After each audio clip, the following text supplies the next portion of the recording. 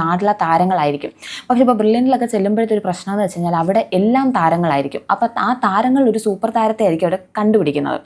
അപ്പോൾ നമ്മൾ ഇതുവരെ ഇങ്ങനെ ഒരു ബുള്ളിങ്ങോ കാര്യങ്ങളോ ഒന്നും ഫേസ് ചെയ്തിട്ടുണ്ടാകത്തില്ല. അതായത് നമ്മൾ ഇത്രയും നമുക്ക് പഠിച്ചു കഴിഞ്ഞാൽ അത്യാവശ്യം നല്ല മാർക്ക് കിട്ടിയിട്ടുണ്ടാകും ഇതുവരെ.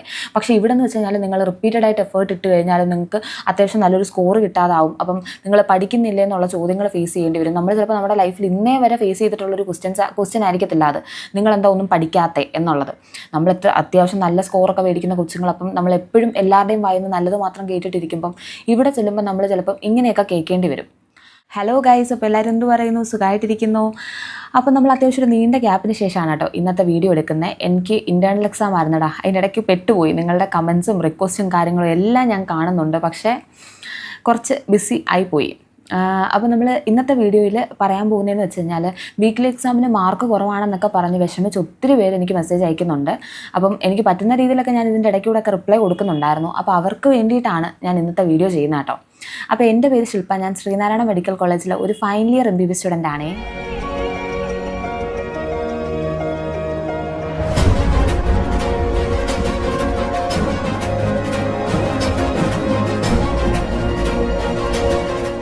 എടാ, അപ്പോൾ ഈ എൻട്രൻസ് കോച്ചിങ്ങിനൊക്കെ കോച്ചിങ് ഇൻസ്റ്റിറ്റ്യൂട്ടിൽ ജോയിൻ ചെയ്യുന്ന കൊച്ചുങ്ങൾക്ക് വേണ്ടിയിട്ട് ഞാൻ ഇതിനു മുന്നേയൊക്കെ വീഡിയോ ചെയ്തിട്ടുള്ളതാണ്. അപ്പോൾ ആ വീഡിയോയിലൊക്കെ ഞാൻ പറയുന്ന കാര്യം തന്നെ എനിക്കിപ്പോഴും പറയാനുള്ളൂ. ഇപ്പോൾ നിങ്ങളിപ്പോൾ ബ്രില്യൻറ്റിൽ ജോയിൻ ചെയ്തെന്ന് വെച്ചോ, കാരണം അവിടെ എന്ന് പറയുമ്പോഴത്തേക്ക് ഏറ്റവും കൂടുതൽ വരുന്നത് ടോപ്പ് സ്കോർ ചെയ്ത പിള്ളേരായിരിക്കും. 11th 12th നല്ല സ്കോറുള്ള കൊച്ചുങ്ങളായിരിക്കും. ഇപ്പോൾ നിങ്ങൾ ഇതുവരെ, അതായത് നിങ്ങളുടെ സ്കൂളിലെ ടോപ്പർ ആയിരിക്കും, ചിലപ്പം നാട്ടിൽ മൊത്തം ഫ്ലെക്സൊക്കെ അടിച്ച് വെച്ച് നാട്ടിലെ താരങ്ങളായിരിക്കും.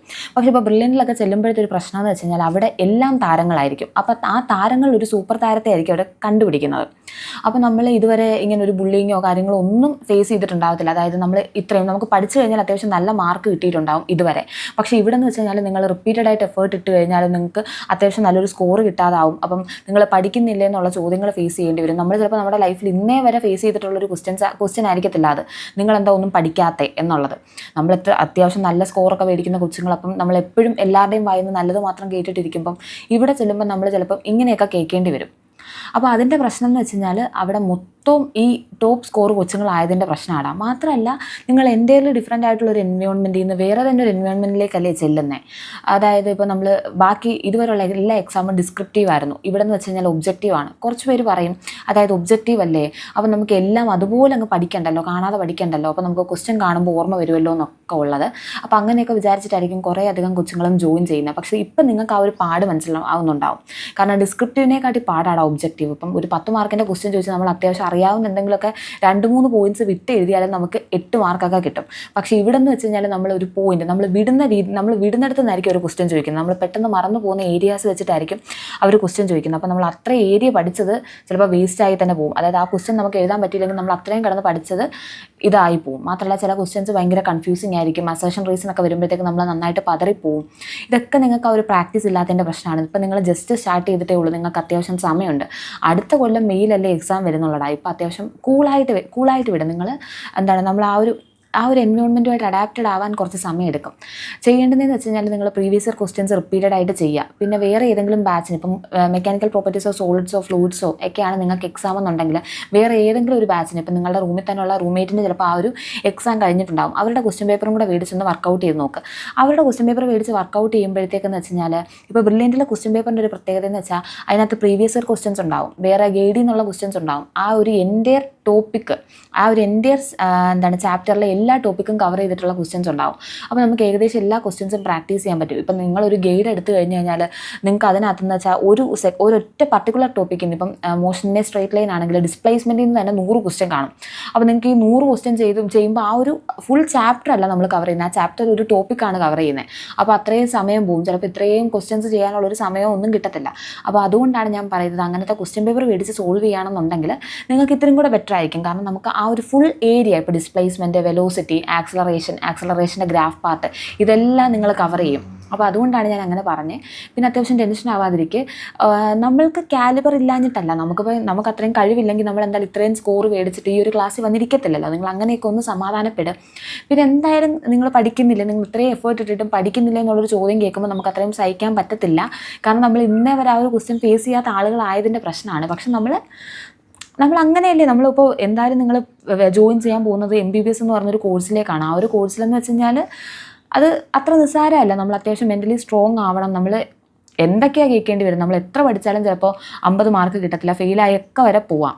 അപ്പോൾ ആ ഒരു രീതിയിൽ നിങ്ങളുടെ മൈൻഡിനെ അഡാപ്റ്റഡ് ആക്കി എടുക്കുന്നതാണെന്നൊക്കെ ഓർത്താൽ മതി. അത്യാവശ്യം കൂളായിട്ടിരിക്കുക, ടെൻഷനൊന്നും ആവണ്ട. നിങ്ങൾ ക്വസ്റ്റ്യൻസ് നന്നായിട്ട് പ്രാക്ടീസ് ചെയ്യും. ഇപ്പം തന്നെ ഒരു ഇക്വേഷൻ ബുക്ക് കീപ്പ് ചെയ്യുക. അതായത് ഇപ്പം ഒരു ചാപ്റ്റർ നിങ്ങൾ പഠിക്കുകയാണെന്നുണ്ടെങ്കിൽ ആ ചാപ്റ്ററിലെ ഇക്വേഷൻസ് മാത്രം ഒരു ബുക്കിൽ നോട്ട് ചെയ്ത് വെക്കുക. അവിടെ ബ്രില്യൻറ്റ് തരുന്ന അല്ലെങ്കിൽ സൈലത്തിൽ തരുന്ന നോട്ട് അതുപോലെ പകർത്തി ഇക്വേഷൻ ബുക്കിൽ വെക്കരുത്. അങ്ങനെയാണെങ്കിൽ ഇപ്പോൾ നമുക്ക് നോട്ട്സ് പഠിച്ചാൽ മതിയല്ലോ. ഇക്വേഷൻ ബുക്ക് വെക്കുന്നതിൻ്റെ ഒരു കാര്യം എന്ന് വെച്ച് കഴിഞ്ഞാൽ നിങ്ങൾക്കിപ്പം ലാസ്റ്റ് മിനിറ്റ് മോഡൽ എക്സാമിൻ്റെ സമയത്തൊക്കെ എന്ന് വെച്ച് കഴിഞ്ഞാൽ ഇത് ജസ്റ്റ് ഇങ്ങനെ ഓടിച്ച് വിട്ടിട്ട് പോകാനുള്ളൊരു സമയം കിട്ടത്തുള്ളൂ. അപ്പോൾ ഇതൊക്കെ നമുക്ക് യൂസ്ഫുൾ ആവും.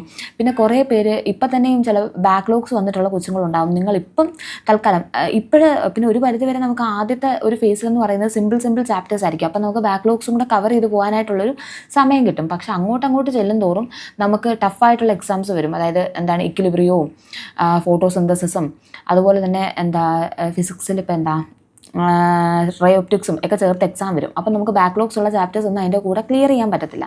അപ്പോൾ നിങ്ങൾക്കിപ്പം ചെറിയ ബാക്ക്ലോഗ്സ് ഉണ്ടെങ്കിൽ അത് ഇതിൻ്റെ കൂടെ ക്ലിയർ ആക്കി വെക്കാൻ നോക്കുക. പിന്നെ ആ ബാക്ക്ലോഗ്സ് ക്ലിയർ ചെയ്യുന്നതിനിടയ്ക്ക് നിങ്ങൾ അടുത്ത വീക്കിലി എക്സാമിൻ്റെ ടോപ്പിക്സ് സ്കിപ്പ് അടിക്കേണ്ട ഒരു സാഹചര്യം വരുവാണെന്ന് നിങ്ങൾക്ക് തോന്നുവാണെന്നുണ്ടെങ്കിൽ അത് ചെയ്യാതിരിക്കുക. ഇപ്പോൾ നിങ്ങൾ ഇന്ന് തിങ്കളാഴ്ച എക്സാം കഴിഞ്ഞിട്ടുണ്ടെങ്കിൽ ഈ തിങ്കളാഴ്ച മുതൽ തന്നെ തുടങ്ങുക അടുത്ത വീക്കിലി എക്സാമിൻ്റെ ടോപ്പിക്സ് പഠിക്കാനായിട്ട്. അതിൻ്റെ കൂടെ പറ്റുന്ന രീതിയിൽ ഡെയിലി ടോപ്പിക്സും കവർ ചെയ്യുക. ഡെയിലി ടോപ്പിക്സ് നമ്മൾ വിശാലമായിട്ട് പഠിച്ച സമയം കളയാതെ അതൊക്കെ ജസ്റ്റ് ഒന്ന് നിങ്ങൾക്ക് നോട്ട് ചെയ്ത് വെച്ചിട്ട് മാക്സിമം കോൺസെൻട്രേഷൻ വീക്ക്ലി എക്സാമിന് കൊടുക്കുക. കാരണം വീക്ക്ലി എക്സാമിൻ്റെ മാർക്കിനകത്താണ് നിങ്ങളുടെ കോൺഫിഡൻസും കാര്യങ്ങളൊക്കെ ഇരിക്കുന്നത്. ഇപ്പം നിങ്ങൾ ഡെയിലി ടോപ്പിക്സ് കവർ ചെയ്യുന്നെന്ന് ഉണ്ടെങ്കിൽ നിങ്ങൾക്ക് ആ ഒരു കോൺഫിഡൻസ് കിട്ടുമെങ്കിലും വീക്ക്ലി എക്സാമിന് നല്ലൊരു സ്കോർ ഇല്ലെന്നുണ്ടെങ്കിൽ നിങ്ങളുടെ കോൺഫിഡൻസ് അത്രയും പോവും. അപ്പോൾ നമ്മൾ എപ്പോഴും അതിനൊരു ഇമ്പോർട്ടൻസ് കൊടുക്കുക. കാരണം അതാണ് ഇപ്പം ബാക്കിയുള്ളവർ നോക്കുകയാണെന്നുണ്ടെങ്കിൽ ആ ഒരു സ്കോർ വെച്ചിട്ടാണ് നിങ്ങളെ വിലയിരുത്തുന്നത്. അപ്പോൾ നമ്മളുടെ കോൺഫിഡൻസും അതിനകത്താണ് ഇരിക്കുന്നത് ഒരു പരിധി വരെ. അപ്പോൾ നമ്മൾ അത്യാവശ്യം വീക്ക്ലി എക്സാംസ് നല്ല രീതിയിൽ കോൺസെൻട്രേറ്റ് ചെയ്യുക, ടെൻഷൻ ആവാതിരിക്കുക, ബാക്കിയുള്ളവരുടെ മാർക്ക് വെച്ച് നിങ്ങളെ കമ്പയർ ചെയ്യാതിരിക്കുക. നിങ്ങൾക്ക് ഇമ്പ്രൂവ്മെൻറ്റ് ഉണ്ടോ എന്ന് നോക്കുക. നമ്മളെന്തായാലും ഈ ഒരു ഒബ്ജക്റ്റീവ് എന്ന് വെച്ച് കഴിഞ്ഞാൽ അത്യാവശ്യം പാട് തന്നെയാണ്, അതിൻ്റെ പ്രശ്നങ്ങളാണ്. പിന്നെ കാൽക്കുലേഷൻ സ്കില്ല് കുറവുള്ള കൊച്ചുങ്ങളുണ്ടാവും, ഫിസിക്സിനകത്തിൽ അതുകൊണ്ട് മാർക്ക് കിട്ടാത്ത കൊച്ചുങ്ങളുണ്ടാവും, ബയോളജി ചിലപ്പോൾ ഒരു വട്ടം വായിച്ചാൽ ഓർത്ത് നിൽക്കാത്ത കൊച്ചുങ്ങളുണ്ടാവും. നമ്മളുടെ പോരായ്മകൾ എവിടെയൊക്കെയാണെന്നുള്ളത് കണ്ടെത്തുക. കാരണം അതൊക്കെ കണ്ടെത്താനുള്ളൊരു ഫേസും കൂടെയാണിത്. അതിനനുസരിച്ച് നമ്മൾ വർക്ക് ചെയ്യുക. അപ്പോൾ ഒരു വട്ടം വായിച്ചിട്ട് നമുക്ക് കിട്ടുന്നില്ലെങ്കിൽ നമുക്ക് 2 വട്ടം വായിക്കാനായിട്ടുള്ളൊരു സമയം വേണം. അതൊക്കെ നമ്മൾ വേണം അഡ്ജസ്റ്റ്മെൻറ്റിൽ കണ്ടെത്താനായിട്ട്. അങ്ങനെ നന്നായിട്ട് ഫുഡ് കഴിക്കുക, നന്നായിട്ട് ഉറങ്ങുക, ഈ കണ്ട ഗൈഡ് എല്ലാം കൂടെ വാരിയിട്ട് പഠിക്കാതെ നിങ്ങൾ ഒരൊറ്റ ഗൈഡ് ഫിക്സ് ചെയ്തിട്ട് പഠിക്കുക. ആ ഒരു ഗൈഡും പിന്നെ ഈ പറഞ്ഞ പോലെ വേറെ ബാച്ചിൻ്റെ ക്വസ്റ്റ്യൻ പേപ്പർ ഉണ്ടെങ്കിൽ അതും കൂടെ ചേർത്ത് വർക്കൗട്ട് ചെയ്യുക. മാക്സിമം കോൺഫിഡൻ്റ് ആയിട്ടിരിക്കുക. നമുക്ക് കിട്ടും എന്നുള്ള കോൺഫിഡൻസ് തന്നെ ഇരിക്കുക. ഇപ്പോഴേ എനിക്ക് കിട്ടത്തില്ല, അയ്യോ പാടാണേ എന്ന് പറഞ്ഞിരുന്നു കഴിഞ്ഞാൽ നമുക്ക് അത്രയും ബുദ്ധിമുട്ടാവത്തേ ഉള്ളൂ. നമ്മൾ എങ്ങും എത്താനും പോകുന്നില്ല. പിന്നെ ഇപ്പോഴേ ചില കൊച്ചുങ്ങൾ റിപ്പീറ്റ് ചേരുമ്പോഴേ ഞാൻ റിപ്പീറ്റിന് പിടിച്ചോളാം എന്ന് പറഞ്ഞിരിക്കും. അങ്ങനെ ചെയ്യരുത് കേട്ടോ. കാരണം റിപ്പീറ്റ് മര്യാദയ്ക്ക് പഠിച്ചാലേ നമുക്ക് ഇൻ കേസ് റിപ്പീറ്റ് ചെയ്യേണ്ടി വന്നാലെങ്കിലും അത്യാവശ്യം നല്ലൊരു സ്കോർ കിട്ടത്തുള്ളൂ. അല്ലെങ്കിൽ ഇതിലും പരിതാപകരമായിരിക്കും അടുത്ത കൊല്ലം. അപ്പോൾ നമ്മൾ അത്യാവശ്യം കോൺഫിഡൻ്റ് ആയിട്ടിരിക്കുക. ഇപ്രാവശ്യം തന്നെ എഴുതിയെടുക്കാൻ പറ്റുമെന്ന് തന്നെ ഓർക്കുക. പിന്നെ ബാച്ചിൽ റിപ്പീറ്റേഴ്സ് ഒക്കെ ഉണ്ടെങ്കിൽ നിങ്ങൾക്ക് അത്രയും ടെൻഷൻ ആവാനായിട്ടുള്ളൊരു പ്രോബബിലിറ്റി ഉണ്ട്. പിന്നെ നമ്മൾ മനസ്സിലാക്കുക, നമ്മൾ ആ ഒരു ഫാക്റ്റ് അക്സെപ്റ്റ് ചെയ്യുക. കാരണം അവരൊരു കൊല്ലം ഇത് പഠിച്ചവരാണ്. അപ്പോൾ എന്തായാലും നമുക്ക് അവരുടെ അത്രയും എത്താനായിട്ട് കുറച്ച് സമയം എടുക്കും. നമ്മളുടെ എന്തെങ്കിലുമൊക്കെ നമുക്ക് പോരായ്മകൾ ഉണ്ടെങ്കിൽ നിങ്ങളത് അക്സെപ്റ്റ് ചെയ്ത് അതിനനുസരിച്ച് സമയം കണ്ടെത്തിയിട്ട് എന്താണെന്ന് വെച്ചാൽ നമ്മളുടെ ആ ഒരു രീതിയിൽ ചെയ്യുക. അത്യാവശ്യം സമാധാനമായിട്ടിരിക്കുക. എല്ലാവരും സമാധാനമായിട്ടിരിക്കുക. കാരണം നമ്മളിപ്പോൾ തുടങ്ങിയിട്ടേ ഉള്ളൂ. ഇപ്പോഴേ അനാവശ്യമായിട്ട് ടെൻഷൻ കയറുകയാണെന്നുണ്ടെങ്കിൽ നമ്മൾ എന്തായാലും അവിടം വരെ എത്തത്തില്ല. അപ്പോൾ അത്രേ ഉള്ളൂ. മാക്സിമം കോൺഫിഡൻ്റ് ആയിട്ടിരിക്കുക. ഇക്വേഷൻ ബുക്കൊക്കെ കീപ്പ് ചെയ്യുക. ആ ഒരു ഫാക്റ്റ് അങ്ങ് അക്സെപ്റ്റ് ചെയ്തിട്ട് മുന്നോട്ട് പോവുക. പിന്നെ ആരെന്തൊക്കെ പറഞ്ഞാലും നമ്മൾ മൈൻഡ് ആക്കണ്ട. നിങ്ങൾ എഫേർട്ട് ഇടുന്നുണ്ടോ അത് നിങ്ങൾ കാണുന്നുണ്ട്, ദൈവം കാണുന്നുണ്ട്. നമുക്ക് അതിൻ്റെ ഉള്ളൊരു ഫലം എന്തായാലും കിട്ടും. അപ്പോൾ അത്രേ ഉള്ളൂ. ടാറ്റാ.